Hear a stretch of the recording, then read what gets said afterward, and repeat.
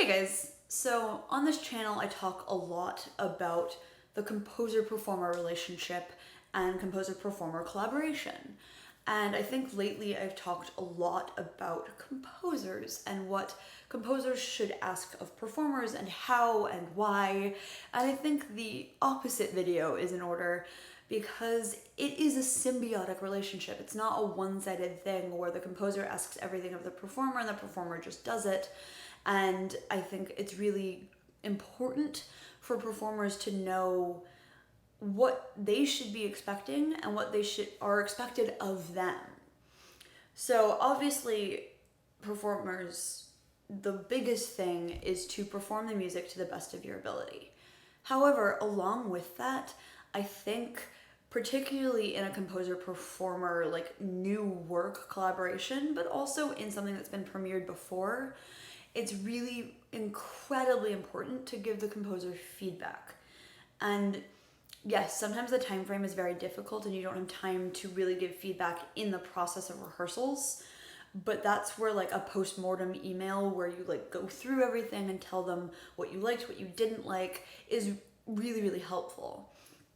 I've talked about this before, but one of the things that I noticed the most, particularly with like new music concerts, particularly in school, but also elsewhere, is backstage you end up with this kind of dynamic of the composers chilling by themselves and the performers almost complaining to each other about the pieces that they just had to perform. But no one ever talks to each other about that. The performers never really say, hey, this didn't work, this is really, really hard. So instead of the composer being able to learn from that experience, they never know and they do it again because they thought that it was an effective performance that the performer was cool with. And if that's the case, then cool. But if it isn't, rather than complain to your peers backstage, talk to the composer. Even if it's after the fact, let them know why it was so hard and what was so difficult about it and what you would do to help fix it.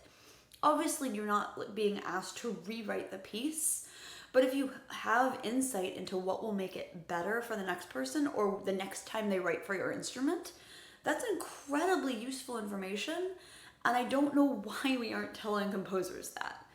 So what does this look like in a longer collaboration? Like if you have the time to give instant feedback or feedback as you go. There, I would say, as the piece is coming to you, play through it, see what works, what doesn't, what are you changing immediately in your head? Because as performers, a lot of us do this where like, I know what isn't gonna work and I immediately adjust it to something that's very similar, but is going to work. And that adjustment, well, helpful for me is not helpful for the composer because they don't know what you did. So take note of those kinds of things. Have a running list. Sometimes I'll have a notebook of like, hey, this measure this measure this, or an email or whatever kind of document. And I'll send that along to the composer and go, hey, here are some things that I'm worried about, that I'm concerned about. Here are some things that I'm changing. Here's how I would notate it. If you're cool with that, I'll keep doing that. And also, if they don't like what I'm doing, I send them audio samples of like other things. I think working with the composer and giving them resources of what do the things that you're writing sound like make for a better piece overall. If you're in a shorter collaboration where you don't have that kind of time, where you have 4 or 5 days to get the piece together and then you're done, then, as I said, a post-mortem email where you kind of go through all those things. And don't just focus on the negatives. Do talk about the things that you really loved, that work really well for your instrument, that really were enjoyable to play, because that matters too. Well, a lot of times we see ourselves as, I don't know, like the end point of the collaborative process.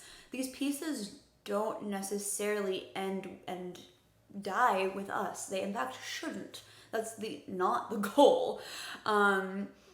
So anything you can do to help clarify and also explain what you did. Sometimes in a rehearsal or in a dress rehearsal, composer's like, hey, I don't like that. Can you do something else? And I think taking note of that and like reminding the composer that you changed something in the final performance so that they can adjust the score is super, super important. I think the biggest thing that a performer owes a composer in this collaborative process is communication. Yes, the performance matters, and obviously if you can't play something, then that's a big deal. But if you proceed to basically ghost the composer until the performance, that is not an effective, good collaboration, and that is on the performer. That is not on the composer, particularly if the composer is reaching out. But even then, they don't know what your style of practice is, so clue them in, help them, and help them write better music. I think there's really no composer in the world who can't improve writing for whatever instrument they're writing for. And while you're never going to be the unrivaled expert in that instrument, it is also something that you know probably better than that composer because you play it much, much more. Yeah, I think also, like, obviously I said that you are kind of not obligated, but that you're meant to be playing these pieces as best as you possibly can. With that, I think that requires you to practice. I know that seems obvious, but I also do see, particularly in school again, a performer commits to playing a composer's piece and like practices it like 4 or 5 times and then doesn't give a very effective performance of the piece, which does hurt the composers. I think a lot of performers don't always register the fact that recordings are gold to composers. It's not just the performance itself, but the recording that they get of it that they can then use to, one, have other people play their piece because they can hear it and go, oh, I want to play that. Because it is very hard to hear what these pieces will sound like on paper, particularly if they're very extended or like super performance arty. But those recordings are worth their weight in gold also because it like every single application they will ever have for competitions, for calls for scores, for schools, ask for recordings. So if you can give them a good, solid recording that they can use for applications, that is so, so vital. And it's really not fair to them to say, yes, I'll play your piece, and then not play it well. The other thing I always say is like giving my composer collaborations permission to use the recordings and to use the media that I create. Obviously, if you're not comfortable with that, then you do have to express that.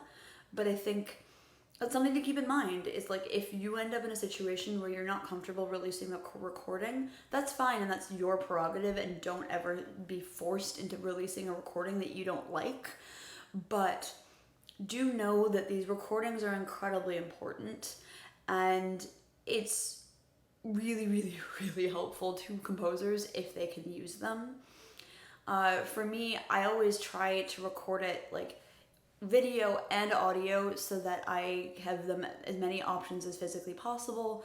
Sometimes they want a more anonymous recording, so having audio only is helpful because then it doesn't have my face in it.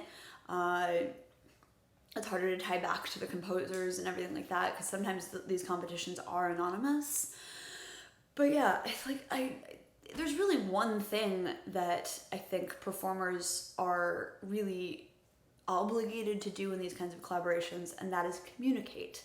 And while there's different levels of that and there's different facets of that, the major thing that composers and performers need to be doing in these collaborations and these collaborative ideas is talk to each other.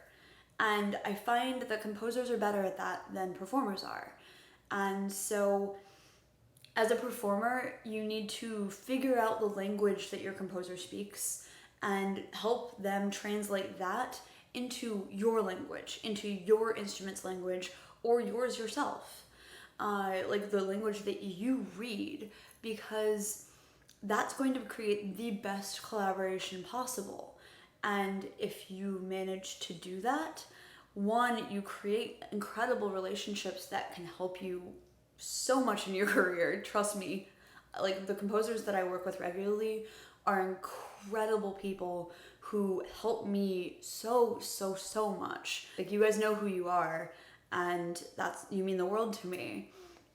And they keep coming back to me because I work with them and not against them or without them. I'm definitely always trying to create communication.